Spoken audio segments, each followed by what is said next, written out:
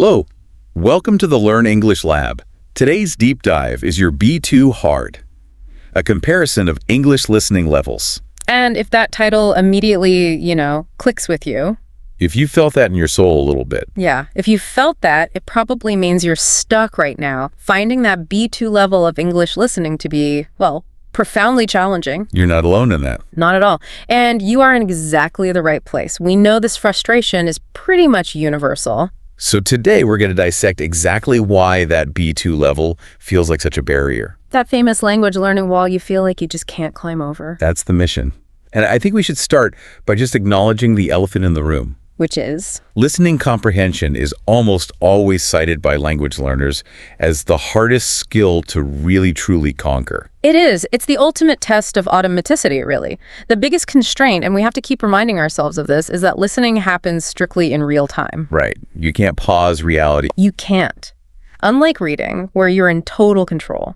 You can set the speed, you can pause, you can reread a sentence 10 times if you need to. You can look up every single word. Every single word. Spoken communication gives you none of that luxury. So if your attention drifts for just a fraction of a second or your brain gets stuck on one word you didn't know, you don't just miss that one word. You miss the context, you miss the sentence that follows it, and then you're just constantly playing catch-up. Which is exhausting. It's so exhausting. It creates this snowball effect of comprehension failure. One missed detail leads to another, and then you're lost.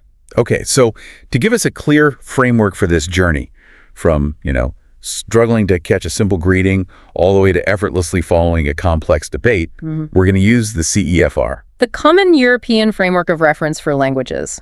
It's the standard. It maps everything out across 6 levels, from A1 up to C2. So our deep dive today really has 2 clear goals.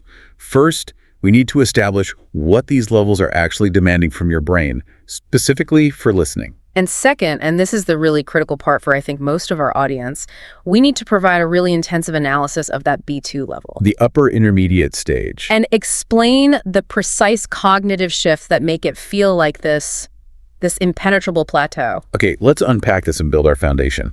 Before we start climbing that CEFR ladder, what is the framework actually measuring? That's a great question. Because it's obviously not just about how many words you know. No, not at all. It's a multidimensional analysis.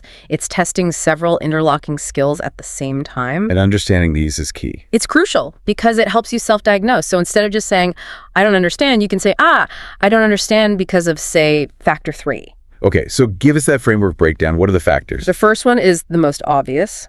Speed of speech. How fast people are talking. Exactly. The CEFR tracks your transition from needing that slow, very deliberate articulation. The classic, clear, but kind of robotic voice you hear in textbook audio files. That's the one. It tracks you from that point all the way to your ability to process completely natural, fast-paced, flowing conversation. And that is a huge neurological leap. It's a massive leap. Then the second factor addresses the diversity of speakers. Accent and pronunciation. Absolutely vital. At A1 and A2, you're almost guaranteed to hear a very standardized neutral voice. The safe voice. The safe voice.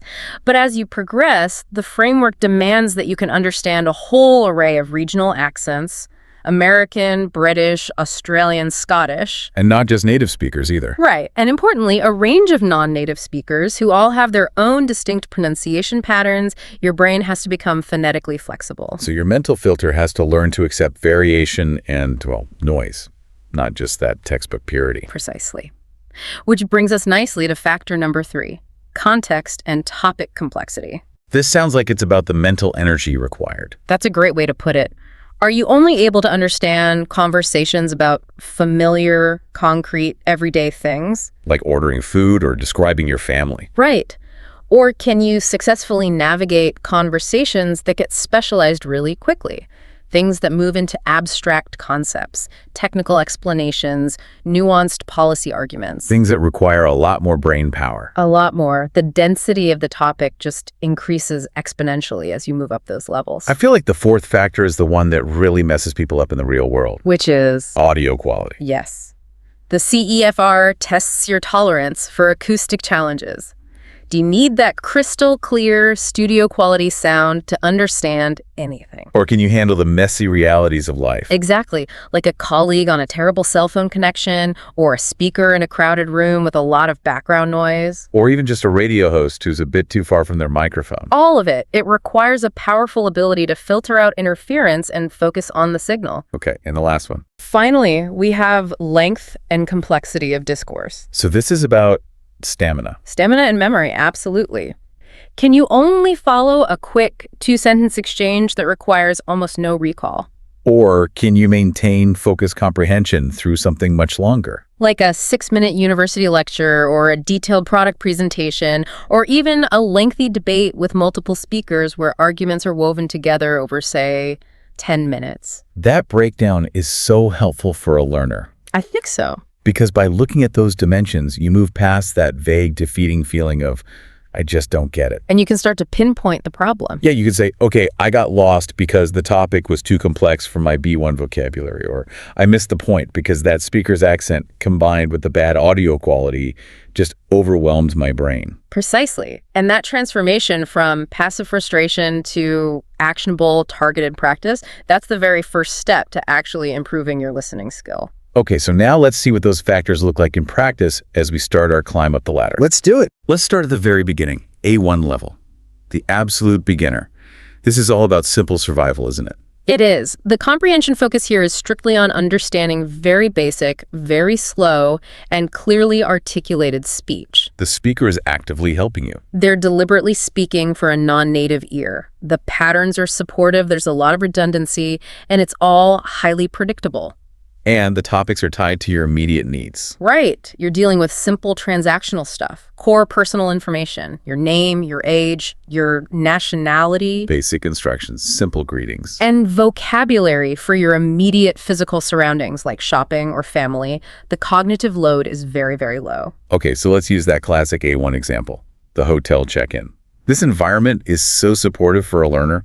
It really is. I mean, think about a sample dialogue. The receptionist says something like, "Welcome, can I have your last name?" Then a pause. Nice long pause. A very helpful pause. Then, "Could you spell that for me, please?" Another pause. "Your room is number 302. Here is your key card."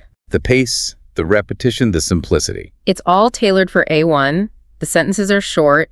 The vocabulary name, room, key is concrete and exactly what you expect in that scenario. And crucially, each question is totally separate. Yes. Each question isolates one piece of information at a time. Your brain only has to handle one single thing. What's your name? Now, how do you spell it? The memory load is minimal. And I assume the test format at this level mirrors that same supportive environment. They absolutely do. A1 tests are designed to help you succeed. You might hear the same information repeated in slightly different words. There are often pictures, too. Yes, visual aids are common. You might see a picture of the room number 302 while the audio says 302. And the answers are very direct. Verbatim, usually. If the audio says the coffee shop closes at 4, the question is, what time does the coffee shop close? There's no need for inference at all. Okay, so let's move up a step to A2 level. Elementary understand. You're finding your balance now. You can handle a bit more information. Right. What's the major step up from A1? A2 starts handling slightly quicker speech, a wider range of common expressions, but it still demands pretty clear articulation. So the big change is that you can follow a story. You can follow short narratives, and you can integrate multiple facts together. And where does the comprehension focus expand to? It expands to include simple descriptions of routines, people, or places. You can handle short, simple phone calls about routine things. Announcements about daily schedules. Exactly. The conversation is still about things that are personally relevant, but the sentences themselves get a little more complex. So let's look at the A2 example of the restaurant reservation. How does this demand more from a listener than the A1 check-in? Okay, so the server might say, "Good evening. Do you have a reservation under what name?" So far, so A1. Right.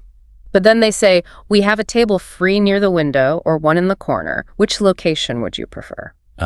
Okay, that's the key transition. It is. The pace is a little more natural, and we see the introduction of choice. And simple conditional structures like, would you prefer? So the interaction is becoming a real short dialogue that involves making a decision. Precisely. You're handling multiple pieces of information now, checking the name, confirming a time, making a choice about location, maybe ordering a drink all woven together. But the vocabulary is still very common and predictable. It is. Table, window, corner. No surprises there. But the grammar is a bit richer. You're not just recording data, you're making choices. And the A2 test formats reflect that need to connect pieces of information. A perfect example is a simple voicemail. Something like, "Hi, it's Tom. I can't attend the meeting in the morning because I have a dentist appointment at 11 a.m. I can only meet in the afternoon. Can we reschedule for 2:30? Okay, so the questions require you to synthesize that. Exactly. A question might be, why can't Tom attend in the morning?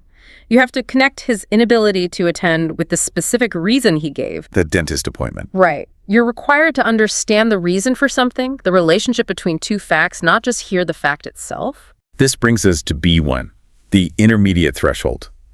And this level is so important because for a lot of learners, B1 is when they start to feel genuinely independent. They can survive. Yeah, they can survive. B1 is the bridge where the safety wheels come off the bike. It's the entry point where you're expected to understand the main points of clear, standard speech. But with a condition. With a big condition, provided the topics are familiar, things you encounter regularly at work, school, or while traveling. So what are the key listening abilities that define a B1 learner? You can start to get the main idea of a news broadcast as long as it's about, familiar current events. You can follow most standard TV shows or radio programs. Yeah, if the language isn't too heavily accented. And, very practically, you can manage detailed directions and participate in discussions in a workplace or a school setting on routine topics. The cognitive requirements for professional communication definitely change at B1.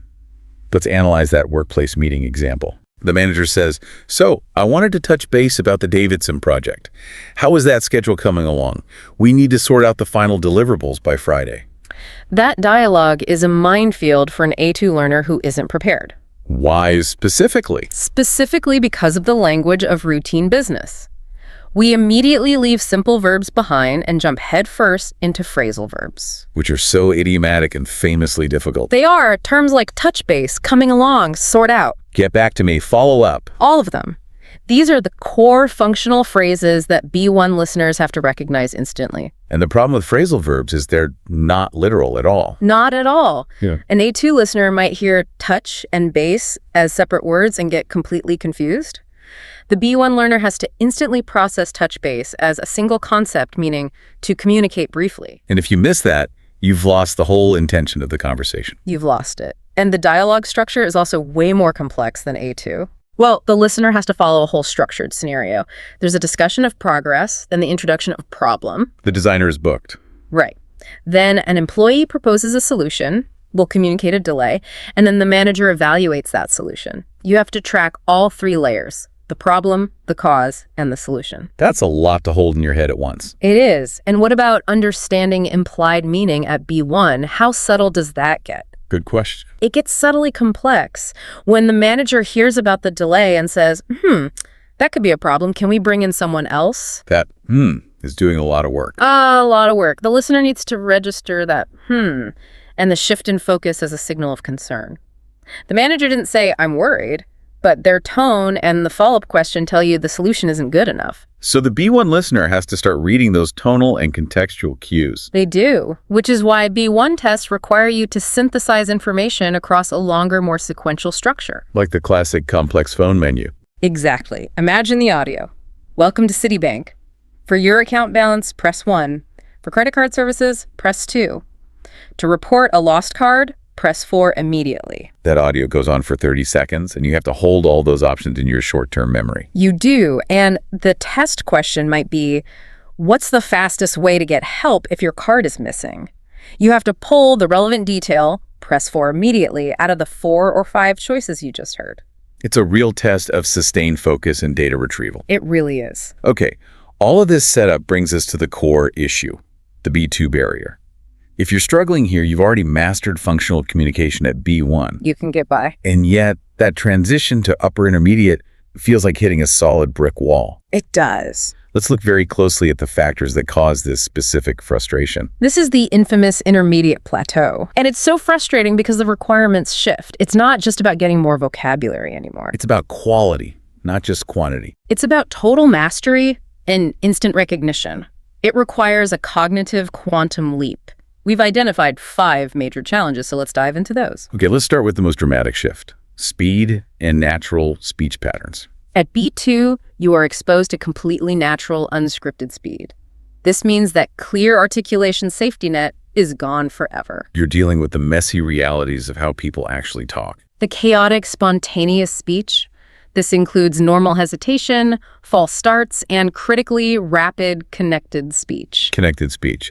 This is often the single biggest destroyer of comprehension for B2 learners. It is. When words just merge together phonologically, the learner's brain hears a sound it has literally never learned before. It's not just gonna for going to or want for want to. No, it's deeper than that. It's elision, where unstressed syllables just disappear. So I'm going to go to the store might sound like I'm going to go to the store. Right. Or it's assimilation, where sounds change because of the sound next to them, making what do you mean sound like what do I mean? And if you've only learned the dictionary pronunciation of those 3 separate words, you're lost. Completely lost. The B2 listener has to train their ear to recognize these phonological blends instantly without even thinking about it. So your ear has to do the work, not your conscious mind. Okay, the second challenge is the huge leap to abstract and complex topics. This is a major hurdle. B1 topics were usually tied to the physical world, work, travel, daily routines. Concrete stuff. Very concrete.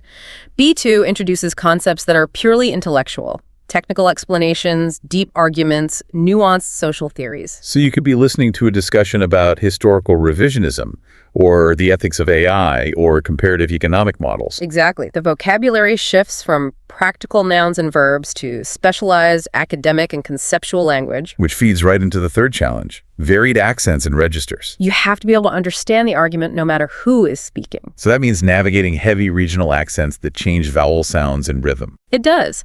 And it means code switching between formal and highly informal social registers.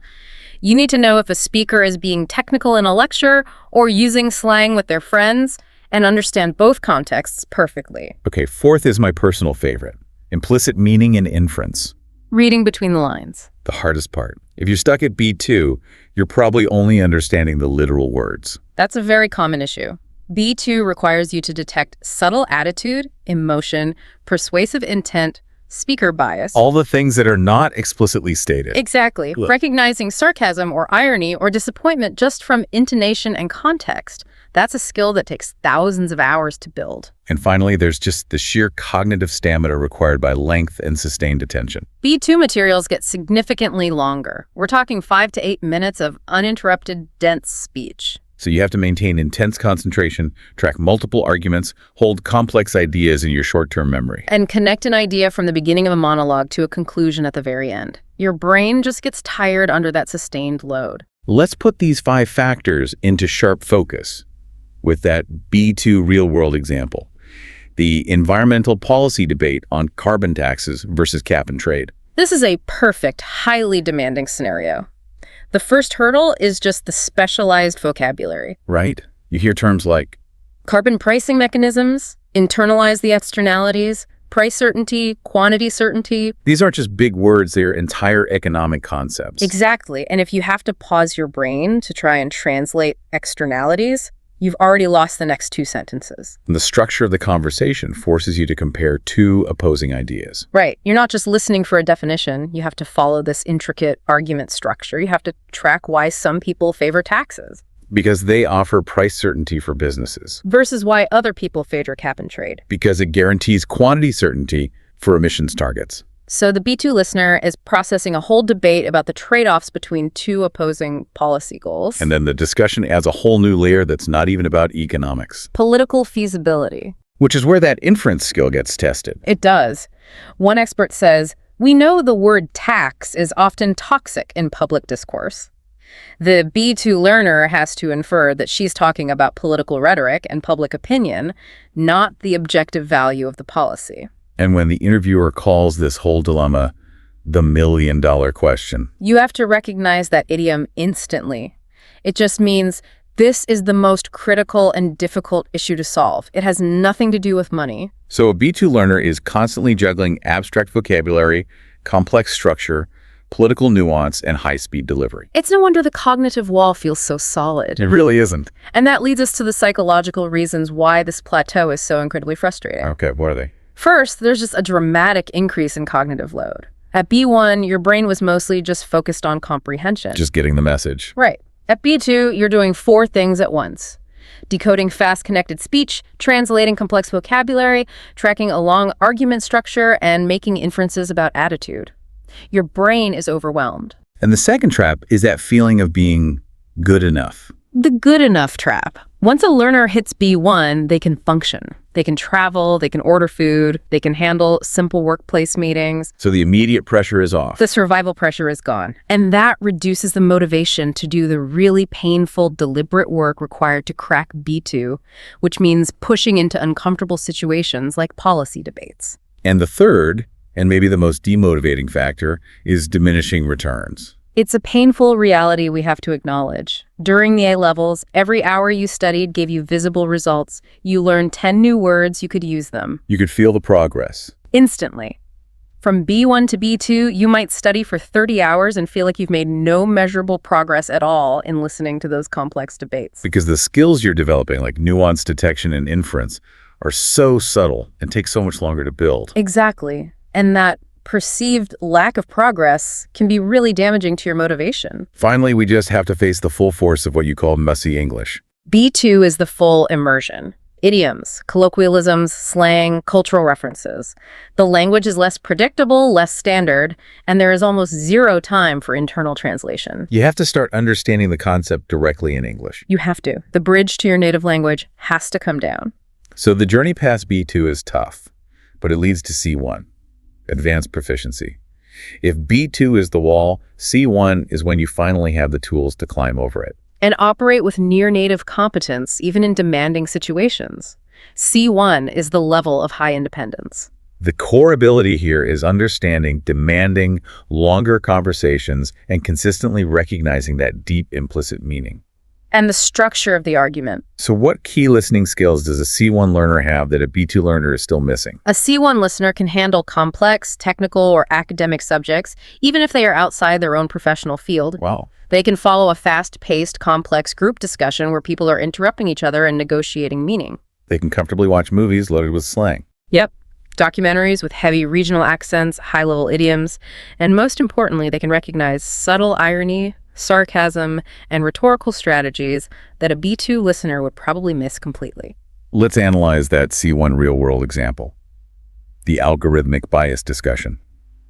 The topic itself is immediately highly abstract. It demands a high intellectual capacity from the get-go. You see vocabulary like perpetuate historical discrimination, codifying that bias, the veneer of objectivity. And you don't just need to know the words. You need to understand the underlying philosophical and sociological concepts those words represent. And the dialogue itself is dynamic. It's a real debate. Precisely. The speakers are debating rapidly. They're using sophisticated natural idioms like play devil's advocate or track record or keep humans in the loop to negotiate their positions. And the C1 listener has to track those constantly shifting viewpoints. For example, following the subtle difference between arguing that algorithms reflect human bias versus arguing that they actively amplify it.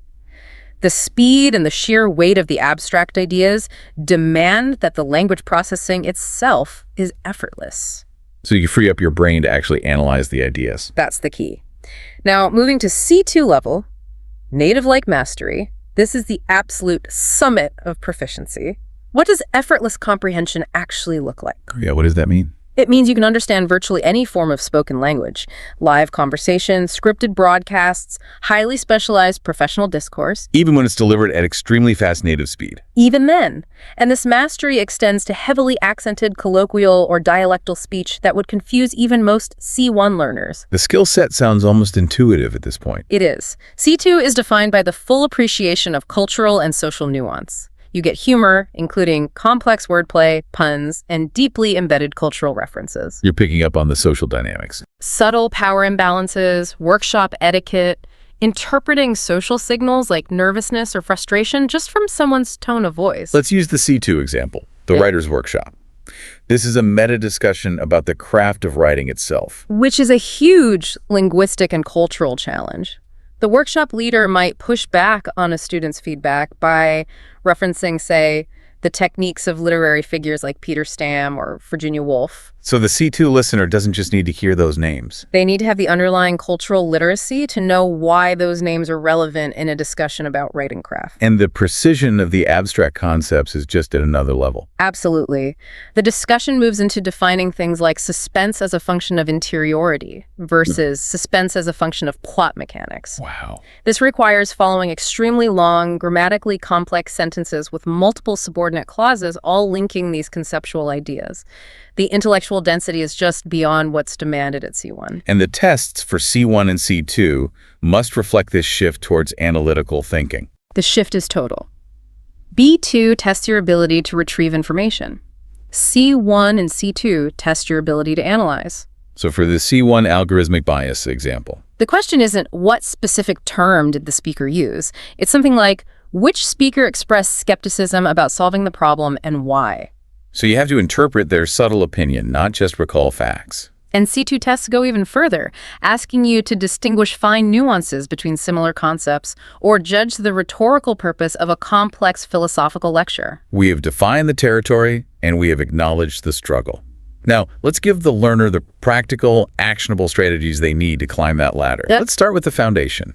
For A1 and A2 learners, the priority is building predictability and recognition. So focus heavily on repetitive listening. Listen to the same short clip over and over. Listen to the same beginner dialogue or short video 5-10 times. Your brain needs that time to map the sound to the structure. And you have to keep using those supports, that scaffolding. Yes.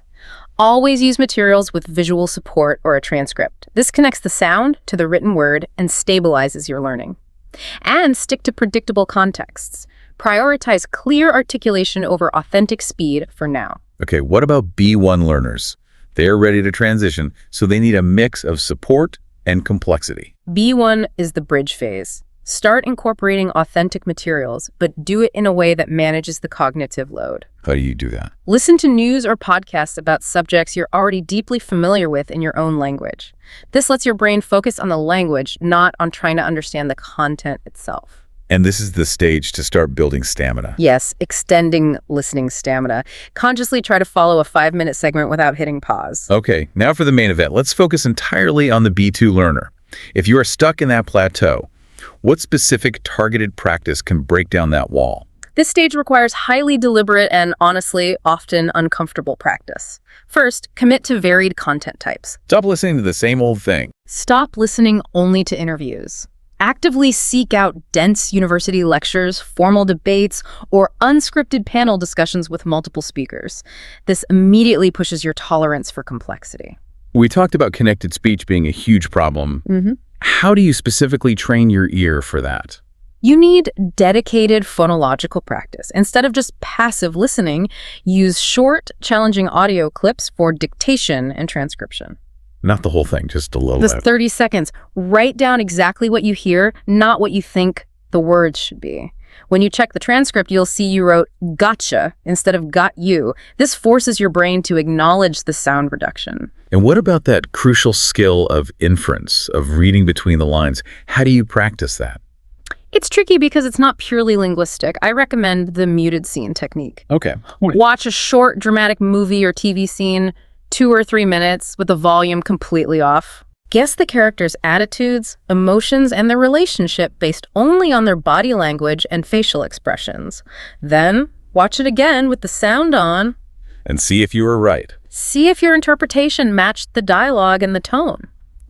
This trains your brain to look for those nonverbal cues and separate them from the words. And accent exposure is non-negotiable at B2. Absolutely non-negotiable. If you've only ever trained on American English, immediately switch to a British news broadcast or an Australian documentary. Make a commitment to listen to different varieties of English every day. You also mentioned mastering discourse markers. Yes, those structural transition words. Phrases like consequently, on the contrary, furthermore, to summarize, nevertheless. They're like signposts. There are signposts that alert your brain to the structure of the argument, which helps you track the complexity of long discussions. This all sounds like a lot of hard work. How do we structure the practice so it's effective? I highly recommend the triple listen rule for any challenging B2 content. You have to be active. So what's the first listen for? First listen. Focus only on the gist. Ignore the words you miss. Just ask, what's the topic? What's the speaker's main purpose? Got it. And the second time? Second listen. Focus on the structure and the main arguments. Track those transition words. What examples do they use? Take rough notes, just key words or symbols, to follow the logical flow. And the third listen? Third listen. Now you focus on the details and vocabulary. Look up that tricky phrasal verb, that idiom, the sound reduction that confused you. This iterative process builds learning without overwhelming you on the first try. And finally, to prevent burnout while still challenging ourselves, we use the 70% comprehensible rule. This is your psychological safety net. If the material is too easy, say 95% comprehensible, you're not improving. And if it's too hard, like 30% comprehensible. You're just damaging your motivation. The sweet spot is around 70%. That feeling of struggle where you know you missed a chunk but you can still piece together the main idea, that is the exact tension where real learning happens. And what about for our C1 and C2 learners who are just polishing that final layer? The strategy shifts to full, unsupported immersion. Drop the subtitles, stop pausing. Seek out highly specialized, niche content that is outside your field of expertise. A physics lecture for a historian. Exactly. You're aiming for maximum efficiency, speed, and cultural recognition, ensuring that comprehension is truly, truly automatic. We've covered a massive amount of ground today.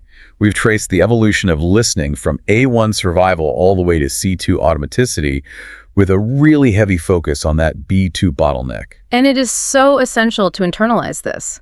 Finding B2 difficult is not a personal failing. It is a neurological certainty. It's supposed to be hard. It is the definitive inflection point where the focus shifts from just functional communication to nuanced high-speed comprehension. Right. You're moving from just getting by to truly understanding the full richness and speed of the language. And taking the long view is so important for keeping your motivation up during that slow, frustrating climb. Remember that every single learner who has reached C1 or C2 felt the exact same way you do right now. They stared at that plateau and wondered if they had stalled forever. Progress isn't always linear. It's rarely linear in deep listening. You don't see results every single day, but the progress is powerfully cumulative.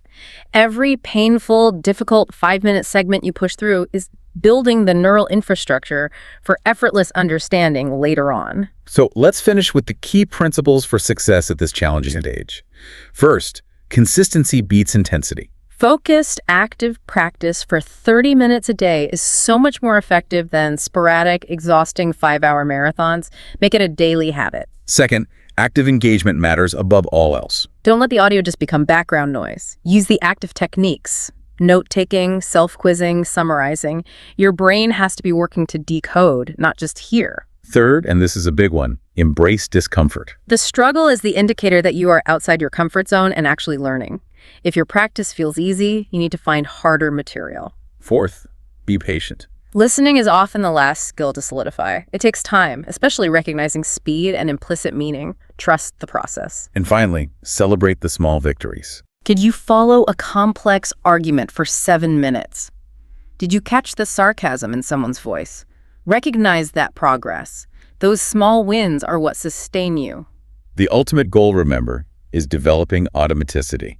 You're aiming for a state where your brain processes everything, sound, speed, idiom, meaning instantly, without having to actively think about it. That breakthrough is so much closer than you think. It's waiting just on the other side of that B2 wall. Keep pushing forward. You are doing great work on a genuinely difficult skill. Thank you for joining us for this deep dive. Keep listening, keep learning, and we'll catch you next time. If you found this deep dive valuable, please remember to like, share, and subscribe to this YouTube channel.